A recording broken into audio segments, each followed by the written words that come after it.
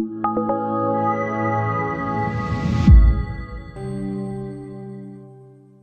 we're going to read inside where we're holding in the beginning, and then we're going to move on to, obviously, to new material. Yom Tov Shel, this is a Mishnah, okay? Yom Tov Shel Rosh Hashana, Shechol Yid B'Shabbos. When the holiday of Rosh Hashana falls on Shabbos, B'Mikdash HaYitoken, they blow only in the Beis HaMikdash, Avalai B'Medina, not in the countryside. Now remember, in the times of the first Beis HaMikdash, which all told is about 900 years and a little, they blew. This whole Gzeira, but not blowing Shofar, Rosh Hashanah Shabbos, starts in the times of the second Beis HaMikdash. So it's not like this Mishnah is telling you what the basic halacha is. The basic halacha actually was that even when Rosh Hashanah was Shabbos, they blew Shofar. But the Achikas HaGedolah came along and they said, no, when Rosh Hashanah Shabbos, you don't blow Shofar. Umefadesh b'Gemara. In the Gemara, which was written 600 years after the Gzeira was made, the reason for the Gzeira is recorded. Mishum Gzeira da Rabba, a decree which carries the name of Rabbi Bar Nachmani. Rabbi Nachmani was the Rebbe of Abaya. That means he was from the third generation of Amiroyim. So you're talking hundreds of years after the Gzeira was made, Rabbi Bar Nachmani came along. This is the reason. The reason you don't blow shofar in the Beis HaMikdash, Rosh Hashanah and Shabbos, is the Rabbi said, Hakel Chayovin B'Tkiyah Shofar. Everyone is obligated to blow shofar. Not everybody knows how to blow shofar. Gezeira, so the rabbis made a decree not to blow shofar on Shabbos, because we're afraid Shema Yitlenu B'Yadi. Perhaps you'll take it with your hand, and you're going to go to the expert, Lilma, to teach you how to blow shofar. You're going to carry it 4 cubits in the public domain. Rabbi gave the reason of the Anshe Kesach Gedolah. The Anshe Kesach Gedolah said you don't blow shofar on Shabbos, and Rabbi said why? Because they're afraid you're going to carry it. Now, Rabbi say, we had a shiur on this last week. What did I tell you in the shiur? That the real reason you don't blow shofar Shabbos is not because you're afraid you're going to carry. The real reason you don't blow shofar Shabbos is because you don't need it. Okay? I'm going to now tell it to you very concisely. I'll tell it to you very short. Perhaps at a later date there'll be opportunity to talk about it at greater length. The Nekudas HaDavid is Azoy. Shabbos is called Aliyah. Everything goes up. The world's ascent to heaven. But on Shabbos, the Aliyah is Pnimiyas Ha'olamos and Chitzonius Ha'olamos. The inner world's ascent and the outer world's ascent. Rosh Hashanah is a split. The Pnimiyas Ha'olamos go up, the Chitzonius Ha'olamos remain below. What happens as a result is that because the Pnimiyas Ha'olamos go away and the Chitzonius Ha'olamos remain below, there's no relation between the Eibush and the world on the level of Chitzonius. So you blow shofar. But when Shabbos and Rosh Hashanah overlap, since because of Shabbos, the Chitzonius Ha'olamos also have an Aliyah, the split never happens. You understand? When Rosh Hashanah is during the week, so the Pnimiyas Ha'olamos goes away, the Chitzonius Ha'olamos remains here, so this world is separate from the Eibishter. So you blow shofar because you want to renew that. But when it's Shabbos and Rosh Hashanah together, and because of Shabbos, the Chitzonius of the worlds also have an Aliyah, so what it is that you need to fix by blowing shofar is self-fixed because of Shabbos. Shabbos itself fixes the problem with Chitzonius elements. That's the teretz. So Chassidus is a very different teretz than Rabbi. Rabbi says you're afraid you're going to carry. Chassidus says you don't need it. How do you reconcile the two? How do you make peace between what Chassidus says and Rabbi? It's a very simple thing. When you do a mitzvah, Hashem protects you against making an aveda. For example, all of this I told you last week on Wednesday, when it's Pesach and it's Shabbos. How come you're not afraid you're going to carry your matzahs to the Rav, and your butter to the Rav, and your charesis to the Rav, and your dal kresis to the Rav, and you can teach how to make a seder? All of a sudden we're not worried. Pesach, Rosh Hashanah we're worried. Sukkot we're worried about carrying a lulav, and Purim, in places where Purim could fall on Shabbos, we're worried about carrying a Megillah. How come we're not worried Pesach? So the Rebbe says, what does this prove? This proves that the real reason you don't blow shofar on Shabbos, Rosh Hashanah Shabbos, is because you don't need it. On Pesach where you do need it, you don't blow shofar on Rosh Hashanah Shabbos. Yeah, what about the problem of carrying? So the Rebbe has a Gavaldik Kavart. If you have to do a mitzvah on Shabbos, Hashem is going to protect you. He's going to make sure you don't carry. But if you don't need that mitzvah on Shabbos, so Hashem is not going to protect you, that's why you're afraid you're going to carry. It's a feierdige resolution or a synthesis between the Nigla and the Nister. The Chassidus, the Pnimiyus for why we don't blow shofar on Shabbos is because whatever shofar accomplishes, Shabbos accomplishes by itself. And the nigla is afraid you're going to carry. What's the connection? The minute you have you don't need the shofar on Shabbos, you don't have the Eibish's protection. And if you don't have the Eibish's protection, this is why we're worried. Shema Yaveren, the Allah is afraid you're going to carry. Mash'en came Pesach. This Rabbi said that I just said, there's a review of last Wednesday's Shir. Okay, does anybody want to make any comments on this? Otherwise, I'm going to continue to read. If it was redundant, why did they do it from the first business? So that's at the very end of this Hamsech, which is 700 pages, 721 pages, 22 pages to be exact, the Rebbe Rashab answers every question. The Samach Vav is very unusual in the fact that it's completely finished. I'm teaching the same Mamer downstairs to the Bachrim, but it's a very different style, Shir, different pace, whatever it is. So I'm giving them a Shir in the last 2 pages tonight, where I just prepared that, where the Rebbe explains that question. But we're holding in the beginning, so we're not holding just yet at that point. Okay, so listen, what I just did now was I reviewed the Shir of Wednesday last, the question, and the answer, and the explanation. Does anybody want to make any comments? I'm just going to tell you, if no comments or questions, I'm moving on to the next subject. Okay, so I'm moving on. Here we go. Now the Rebbe Rashab had page 1, 4th line into the Hamsech. Arguably, it makes no sense. Now remember, when you're holding on line 4 on page 1 of the Hamsech Samavav, you don't know the answer. I told you the answer. But the answer is hundreds of pages away. When you read the first 3 lines and 1 word of this Hamshech, you don't know yet this idea. Shabbos accomplishes the same thing as Shofar, and you don't need the Shofar, and therefore you don't have the protection of Shabbos from the Eibishter, and that's what you're afraid you're going to carry. You don't know any of that. You just know a fact that when it's Shoshana and Shabbos, you don't blow Shofar. Says the Rebbe, I don't understand. Ma ra'u chazal. Why did the rabbi see fit? In this case, the rabbis means the Anshe Kesagedela. La'akoyer, to tear out. Mitzvahs asei de'eraisa. A positive commandment in the Torah. Michshum chshash gezei Rabbi Abba. Because you have a concern that someone's going to carry. It doesn't sound just. Millions of Yidden, over the course of thousands of years, of many, many generations, are being deprived, as you said, Yitzchak, of blowing shofar on Shabbos. When b'deraisa you need to blow shofar on Shabbos. Why? Because you're afraid, because a few batlonim, a few not such sensitive Yidden are going to carry. It doesn't seem fair. V'aleha chashashu, the concern of people carrying the shofar in the street is lahadyetim, is for people who are hedyet, plain people. V'kalei adas, and people who lack the depth. Who forgets it's Shabbos? Who forgets it's Shabbos? People who are not sensitive to Shabbos. People from Shabbos is not important. So if a person is what's called a hedyet, a common person, a kal adas, he lacks depth and lacks integrity, and therefore there's a distinct possibility that he'll carry on Shabbos. So because you're afraid that some fellow whose level of Yiddishkeit is so low, you're going to steal the mitzvah of shofar from the biggest tzaddikim. It doesn't make any sense. Okay? Why? You have an opportunity to do mitzvah, but it's like mitzvah by the Avera. Is it mitzvah by the Avera? Could be. Really? I'm going to ask you a question. And I mentioned this to a group of guys in a different share, yeah?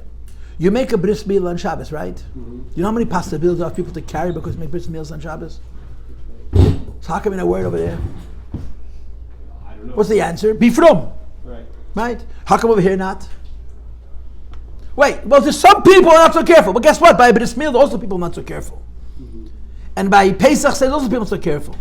So, please. So, how do we say this? You have to sort of follow what's considered like a majority or a normal median. Most people are not going to carry a shofar on Shabbos. Forget it. A shofar is blown by one person for the whole shul. It's not like a Pesach Seder where everyone makes their own. So the likelihood of someone carrying is even lower. And dafka by shofar, we're going to carry, and you take away this mitzvah from all Yidden for all of history, because some guy who has other religious issues is going to forget and carry. It doesn't add up. It doesn't add up. There could be I have another explanation for why we wouldn't have shofar on Shabbos. So let's just say if somebody would blow it wrong, then it's pretty much, then that could be a thing of muktzah. First of all, muktzah is only the Rabbanan. Second of all, it's very hard to blow the shofar wrong. You know that. The halacha is kol hakoilas ksherim b'shofar. As long as the sound comes out of the shofar, it's kosher. It's really hard. The halacha is the shofar doesn't have to have a particular sound. It's not supposed to be a melody. This says in the Chumash, "B'chatzeitzreis v'tilim, b'chatzeitzreis v'kol shofar hariu l'fnei Melech Hashem." And Yom Tov they blew in the Beis Hamikdash a musical instrument and the shofar. So a whole year the musical instrument would start first, the shofar would join in the middle, and the shofar would stop, and the musical instrument would continue. The Shofar was the other way around. They would start with the shofar, and the chatzeitzes would join in the middle, and the chatzeitzes would stop, and the shofar would continue. So Chassidus says, what's the difference? One is a melody, one is a musical presentation that has structure and order and rules and beauty, and the other is a cry. So it's kind of hard to blow the shofar wrong. And again, the issue of muktzeh, people know. The Alter Rebbe brings the idea of uvd and dechaya, but it's only the Rabbana. And shofars are mitzvah de'oraisa. So you're not going to take away a mitzvah because of achshash derabbanan, right? Those are the questions. Now, let's be direct. We know the answer already. I told you the answer. Right? The answer is because Shabbos accomplishes the same thing as the shofar, and therefore Hashem is not going to protect you. When it comes to Bris Milah, because Milah is Deiche Shabbos, Hashem is going to protect you from carrying. When it comes to shofar, because you don't need it, you don't have the Eibish's protection, so Rabbi's Gezerah applies. That's how the Rebbe explains it. It's a combination of factors. Since Al Pi Chasidus, whatever shofar accomplishes, Shabbos accomplishes, so you don't need the shofar, Hashem is not going to help you. If Hashem is not going to help you, you're afraid we're going to carry you. That's how the logic works. Go ahead. So why did the answer of Rabbi originally like that? Why does he choose those words? Why does he say Chassidus? No, why did he choose those words or instead of that type of answer? Because the answer that I gave you says in Kabbalah. It says in Chassidus. Rabbi is giving the answer up in Nigla. Nigla answer doesn't make sense. So that's we asked that question. And I'm sure we're not the first ones to ask the question. I'm sure there's many Rishonim who asked the question. But that's all Rabbi says. We're afraid you're going to carry. And let the chips fall. When Chassidus comes along and adds a Chassidic dimension so you understand what the Rabbi was thinking. But the Rabbi just told you the Nigla. And if you don't understand the Nigla, eat your heart out. And we have the advantage of having also Pnimiyas HaTorah. So it helps us appreciate not just Pnimiyas, it helps appreciate what Rabbi is really saying. Does he have to? Does that have to be what he's saying, or is it just he worked so hard to do what he thought was the right judgment that just the opinions came out? He didn't realize himself. Who, Rabbi? Yeah. Rabbi Ben Nachmani. Then why? I'm saying if he knew the opinions, For sure he knew the Pnimiyas. why would he say saying? Because in the Gemara you're saying Nigla, you don't say Nister. Or it was not allowed to reveal it. Rabbi Ben Nachmani. You know what Rabbi Nachmani was? Why would he give That there was a machlekes between the Eibishter and the Mesivta de Rekiya about halacha. You hear? And they needed Rabbi Ben Nachmani to paskin. Rabbi Ben Nachmani was the holiest of the holy. That's not a real answer. In general, when the Rebbe explains Rashi as an opinion, is Rashi had that idea in mind, or is it just he worked hard and then that to explain? It could be either. It could be either. But it depends what generations you're talking about. Depends what generation. From Achrayim, you would say they maybe didn't know it, but this is the truth. I can't imagine that in Yonim Pnimis that Rashi didn't know, that the Rabbi didn't know. This is just a review of last week. It's all we did. This is not a new shir. The new shir begins now, okay? Eich Manu, 5 lines in. How did they hold back? HaMitzvah legamri, this mitzvah completely, mikama tzadikim gedei lebetayva, for many tzadikim who are great and are good, because we're afraid some hedyet or kaladas is going to carry. That's the first question. Shofar is a mitzvah. There's 630 mitzvahs. Shofar is a mitzvah. You're taking away from me a mitzvah because some guy may carry. Not going to for sure carry. May carry. It doesn't add up. That's question number 1. Okay, now question number 2. Ubefrat, please look inside. The question is compounded. That mitzvah shofar, that the mitzvah of shofar is in a unique category. Shehi mitzvah rama v'nosa miyoid. Shofar is an exalted and an elevated mitzvah. It's different than most mitzvahs. How is it different than most mitzvahs? Ukiyadua, it is known. The kol ha-mitzvahs shebechodesh zeh, all of the commandments in this month, in the month of Tishrei, hey mitzvahs kloliyos, are general mitzvahs. I will explain this momentarily. U'kamei shekosu b'medrash Rabba, it says in Medrash, on the pasuk, al pasuk uvachodesh hashvi, in the 7th month. So the Medrash translates the word shvi as the word muspa, satisfied, sated, filled up, ba'kol, with all good things. That in Chodesh Tishrei, it's muspa, it is satiated, it is sated. Sheyesh bei harbe mitzvahs, it has many mitzvahs. And he adds, v'chalukim heima, it is different, meha mitzvahs dechol hashana, from the mitzvah do all year. Shein mitzvahs kloliyos, because they are general mitzvahs. Stop. These are general mitzvahs. Now boys, I'm going to share something with you which is really one of my favorite subjects. It's of course all based on the Rebbe Sichos. It's pretty much all I know. I'm going to start with a story. I heard the story from Rabbi Glukowski from Rehovos. He once spoke in 770, and he told the story, and I love the story. The Mizan Yeshiva was a bacher. The Rebbe had yechidus 3 times a week or twice a week. The Rebbe sat all night and talked to people.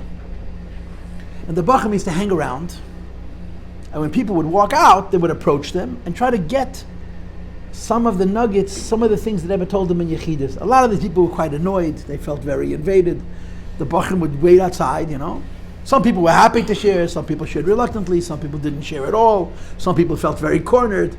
And some people want to know what the Bachrim were doing up in the middle of the night. Aren't they supposed to be sleeping instead of tomorrow morning to learn Torah, which is another issue. So one night, a guy showed up. He was a Oile Misha, right? I guess we would call him a Misnagid. He wasn't a Misnagid, he was a Oile Misha. A non-Chassid.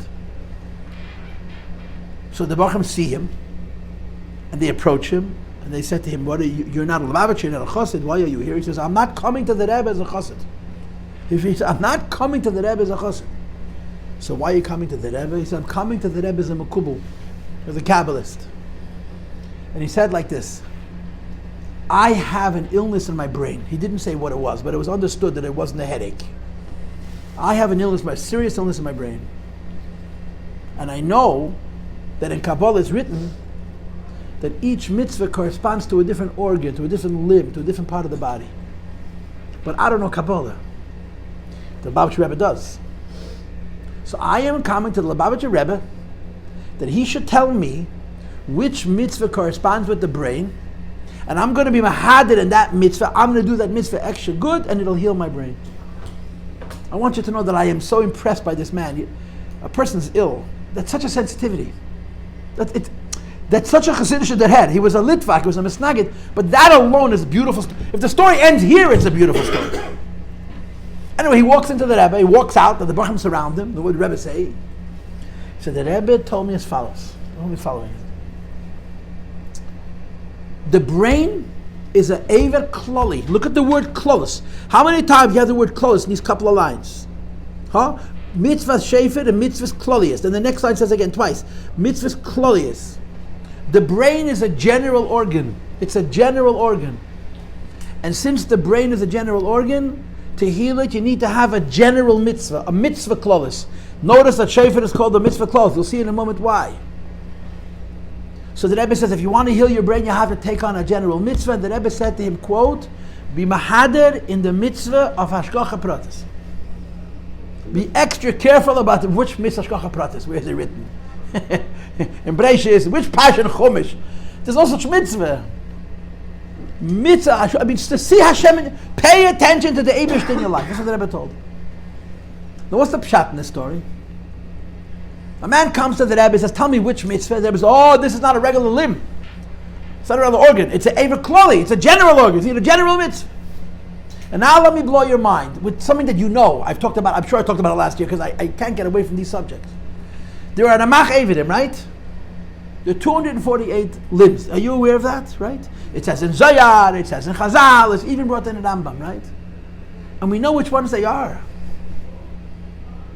In the Mishnayos and Masechet Olis, he counts 248 limbs. Because there's a reason to count 248 limbs. Because if a person's body is decomposed, and you only have bones left, so if you have 125 bones, it's Matama Ba'oil. Raiv Minyan and Raiv Binyan, more than half. 124 would be exactly half. 125 would be more than half. You have 125 bones, it's metama ba'oil. You with me? Yeah. So the Mishnah lists ba'oil with a tenth, now without touching it. So the Mishnah tells us exactly what the Samach Eivid Imar. And here's the Mar that's so upsetting. It does not include the brain. It does not include the eyes. It doesn't include the tongue. It doesn't include the throat. It doesn't include the heart. It doesn't include the lungs. It doesn't include the liver, the kidney, the spleen, the intestine. All of the limbs that you can't live without are not in the Samach Eivid. And then, wait a minute. In other words, we count all the things in the person that you could live without. Like if I'm missing, this is one, according to the Mishnah, till the wrist, it's 30 limbs. 1, 2, 3, 4, 5. 1, 2, 3, 4, 5. There's 30 till here. So your hands are 60 out of 248. That's 1 out of every 4. Just your hands. But the brain doesn't count. The heart doesn't count. The eyeballs don't count. The tongue doesn't count.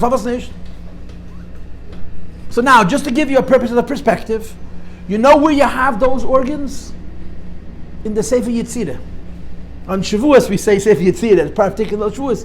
The Hebrew letters, the 22 letters of the alphabet, Aleph, Aleph, Mem, Shin, and then your Beis, Gimel, Daled, and Chav, Peis, and Eish, Taf. And the other 12, it's 3, 7, and 12. In the Sefer Yetzirah, he tells you which of these organs, he uses the brain, and the heart, and the lungs, and the kidneys, and the spleen, all the devarim, how they connect to the oasis of the Aleph Beis.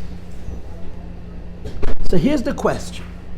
Why do we not count the most important organs in the Samach Eivid? So now the biological answer is, the nigla answer is, because there's no bone. And when a body decomposes, there's no brain left. There's nothing left. There's no tongue. There's nothing to be metamed, nothing left. All the limbs, all the organs which are life necessitating or necessary for life, when the person passes away, very quickly the worms eat him up, there's nothing left. Right? But what's the pneumius? What's the pneumius? This is a Mamer L'Kutatei and Pashas Balak from the Alter Rebbe. The pneumius is that a limb is a piece. This bone, your pinky, is a piece. Your brain is not a piece. Why? Because it's called Eiver Shanefesh Tluya, but you have no brain, you can't live. So the brain is not a limb. The whole person is in the brain. And the same is true to the tongue, and the same is true to the eyeballs. And the example that the Alter Rebbe brings in L'Kutei Torah is the spinal cord. Not the bones, not the spinal column, what's called the vertebrae, but the chordata. Inside the bones is a thread. The Alter Rebbe's kasha is, why do you not count the spinal cord as one of the Samach Eividim? And the Alter Rebbe answers, because it's an Eiver Klali, it's a general organ. So now put these two things together. When you say there's 248 mitzvahs, there's actually a higher level of a mitzvah. They're called mitzvahs klolius, general mitzvahs. General mitzvahs are not less important, they're more important. You know how much more general mitzvahs are more important than individual mitzvahs? Like the difference between missing a pinky and missing a brain. Without a brain you have no life.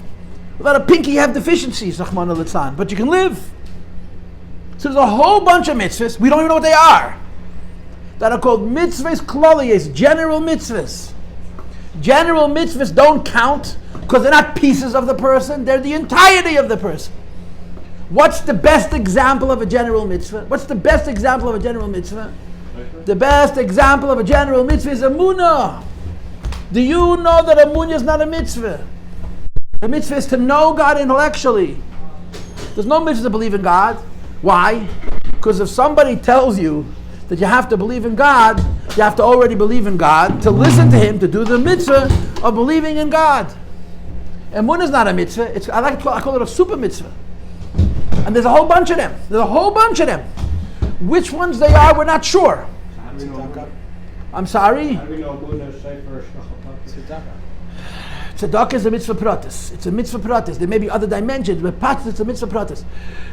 We know a few. Emunah, according to some opinions, tshuva, according to some opinions, tefillah.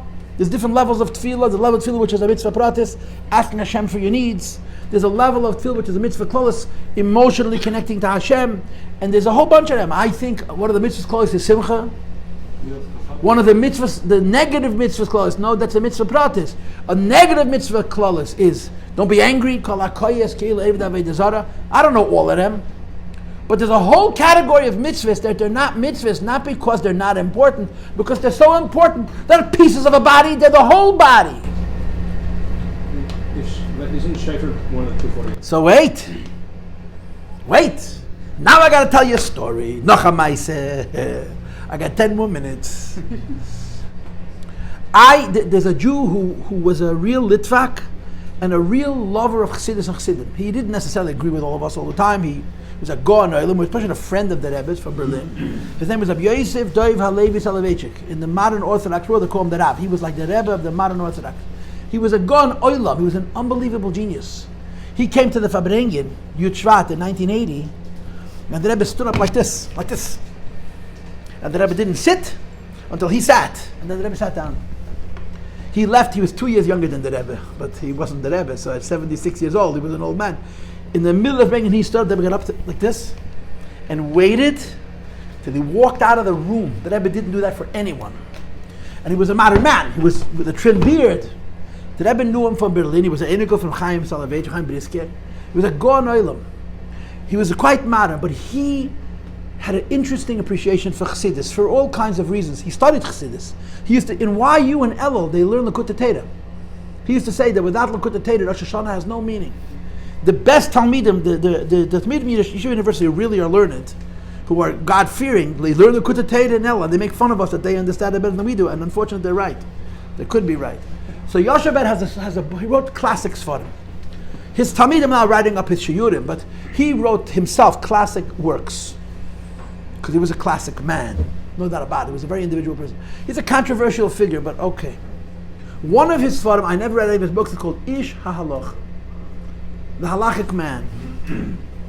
Ish HaHalacha, I heard this from a friend of mine who read the book, is about his father. Rabbi Yashabed's father was Rabbi Moshe Soloveitchik, who was one of the two sons of the great God, Rabbi Chaim Soloveitchik, Rabbi Chaim Brisker. And he was a true misnagid. He didn't have hate in any of his bones. But his shita was straight nigla. He had no business for emotion. He had no business for Chassidish shtick. And when his son was going to a Chassidish cheder and he started to learn Tanya, he freaked out. He got really upset because he didn't want to start learning Tanya. But wait. He was a Rav in a Chassidish city. The city was called Chaslavich. It was a Chassidish city. But there was a takon in Chaslavich that the Rav always has to be a misnagid. The Chassidim used to hire a misnagdish Rav. Why? Because in Chaslavich, there was a very, very big misnagid. When the Alter Rebbe ran away, when they wanted to arrest him, he came to Chaslavich, and the misnagdish Rav, instead of giving him up, hid him, that the government shouldn't find the Alter Rebbe. So the Chassidim made a takana that Chaslavich was. So the Chassidim always hired a Litvish Rav, a Masnagdish Rav. The Moshe Soloveitchik was the Rav in Chaslavich. But because it was a Chassidish town, the only cheder that there was a Chassidish cheder. So never the Masnagdish Rav's kids had to be contaminated by a Chassidish cheder. His Malamed, Rabbi Yashabed's Malamed, who we spoke about for his whole life, he had extraordinary reverence for this Malamed, was a Chassidish Yid. He was Samach from Samach Tzedek. Maybe he was a very Chassidish Yid. He was the Baltikei, he blew Shofar in Shul. So comes Rosh Hashana, and the Melamed gets out to blow Shofar, and he starts crying. So that Moshe turns around and starts to scream, "What are you crying for?" So the saying Shulchan Aruch is supposed to cry, or saying Shulchan is supposed to blow. When you shake a lulav, you also cry. Blows. So this was sort of the war of the worlds. The Litvak saying, "What's the halacha?" The halacha is to blow shofar. Where is it written you're supposed to cry? And the Chassidish Yid crying. So the Rabbi Yoshabed writes, "My father was wrong and my Melamed was right." Why? Listen carefully now. Why? Because shofar is brought in the Rambam in two places, not in one place. Shofar is brought in Hilchas Shofar. That's the mitzvah. That's one of the limbs. But Shofar is also brought in Hilchas Tshuva. And Tshuva is a general mitzvah. So Yoshabed says, Lulav is not written in Hilchas Tshuva. So Lulav, you're not supposed to cry. But Shofar is written in Hilchas Tshuva because there's two dinim in Shofar. There's the mitzvah pratis of Shofar. This is how Shofar is one of the limbs. And the shofar is the whole person. Because in Rambam you have shofar in two places. And that's what the Rebbe Rashab is saying here. No mitzvah, because a few people who have issues with religion are going to make a mistake and possibly carry. Number two, this is a mitzvah klalis. Not like shofar, it's like not having a brain. Not like missing a pinky. Shofar is tshuva. And in as much as shofar is tshuva is a mitzvah klalis, and because shofar is a mitzvah klalis, it's higher than all mitzvahs. And how do you take away from a yid, not stama mitzvah, but a mitzvah which is called a mitzvah klalis, because you're afraid some guy is going to carry. You got it so far? I'm not done yet.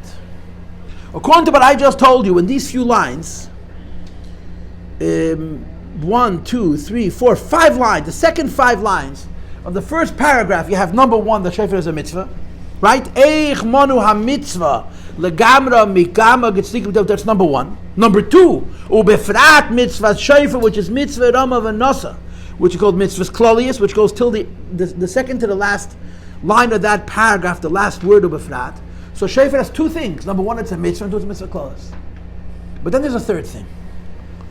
And this is not in Rambam. This is only in Likutei Sichos. It's only in Chassidus.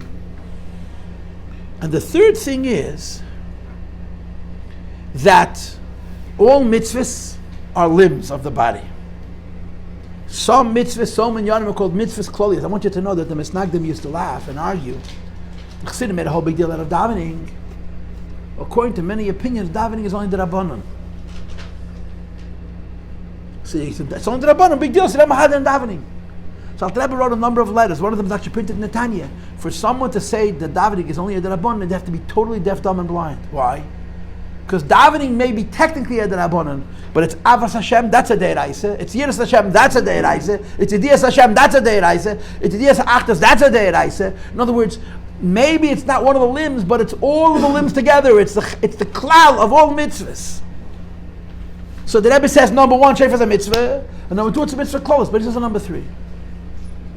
In the Rebbe's Sichos, this really goes back till the middle Rebbe, till the Alter Rebbe. There's 3 levels, not 2 levels. 1 level is called limbs, or kelim, atzilas. Each mitzvah, you guys had a bar mitzvah, right? You said a bar mitzvah Mamer. What's a mitzvah Mamer? Well, we put on tefillin, Hashem puts on tefillin. Why? Because there's 248 limbs, there's 248 mitzvahs. Each mitzvah different limb. When I put on tefillin, the Eibishter's, the tefillin atzilas are triggered by my tefillin. When I put money in a pushka, or give money to a poor person, it triggers the giving to tzedakah and atzilas. And same with all the Ramach mitzvahs.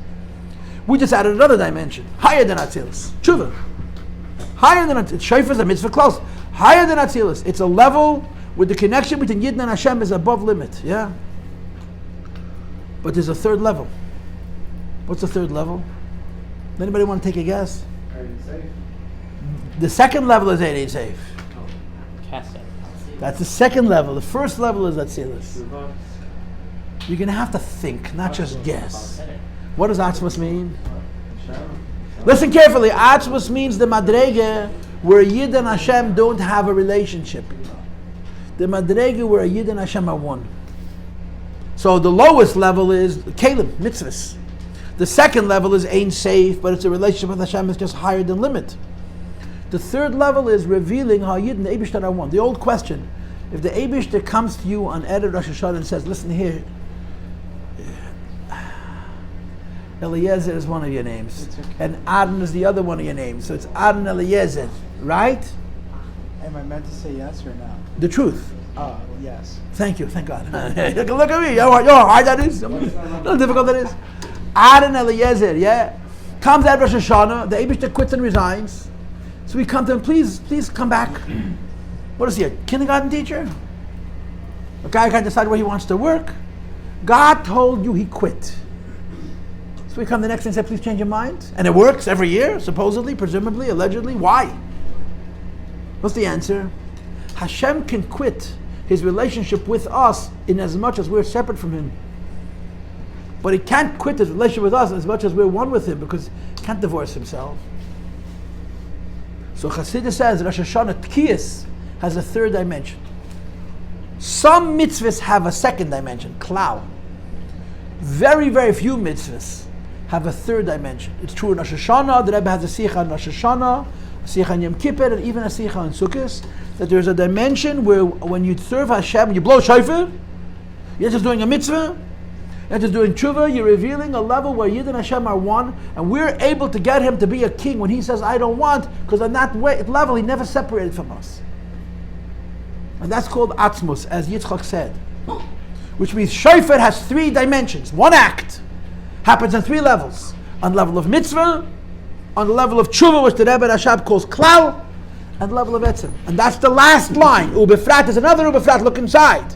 Especially mitzvah shofar, when you talk about mitzvah shofar, which is ma'oired, it wakes up, Hamsech, and it brings down, pnimis v'atzmes ein seif. This doesn't mean godliness, it means God. So when you're blowing shofar, you're simultaneously doing a mitzvah, which is one of the limbs of Atzilus. You're fulfilling a mitzvah clause of tshuva, which is the whole Yiddishkeit, is in each act of mitzvah clause. And you're revealing our Yidden one of the Eibishter. And all of these 3 things, are being taken away from all of us, because a kaladas may carry. That's the pshat in the kasha. Verstehst? So the way you have to look inside, for those who are paying attention, the question begins from the word olochoira, right? But let's go 5 lines in, which says ve'eich monu ha-mitzvah lagami, that's step 1. The next line where it says ubefrat, that's step 2. And the last word, second line from the end of the paragraph, it says again ubefrat, that's step 3.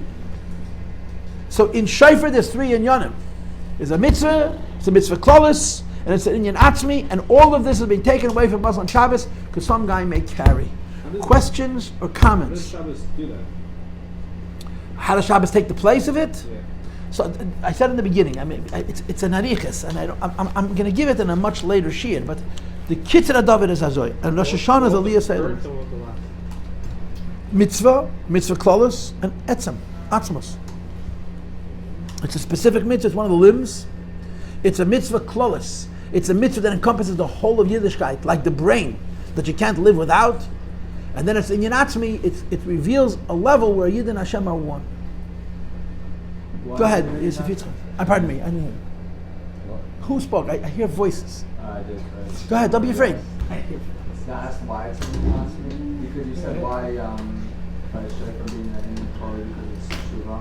Right, so how is it in Yinatzmi? Yeah. Or is it just a blanket statement? The proof is, because if it wasn't in the Yinatzmi, it wouldn't work.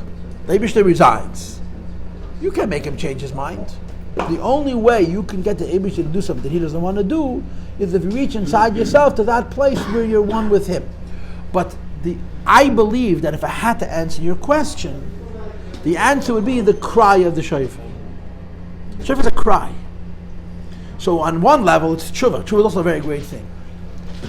But there are levels of cry which are even deeper than tshuva. In other words, there's level of cry which are not even about distance. They're just about crying out.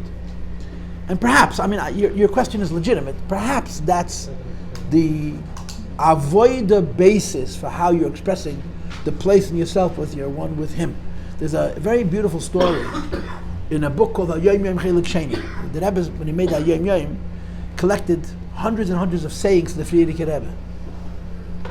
They had 40 or 50 extras. They didn't make it into the Yom Yom. They found those sayings in the Rebbe's house, and they printed them in the back of the Rebbe's journal, in the book called the Rishimis Hayuman. In the back, they printed them. Some people said that I was going to make a second Hayom Yom. There's a lot of some people sayings. But the fact is about 50 or 60 phrases that did not make it to the Hayom Yom. The very first one is a story.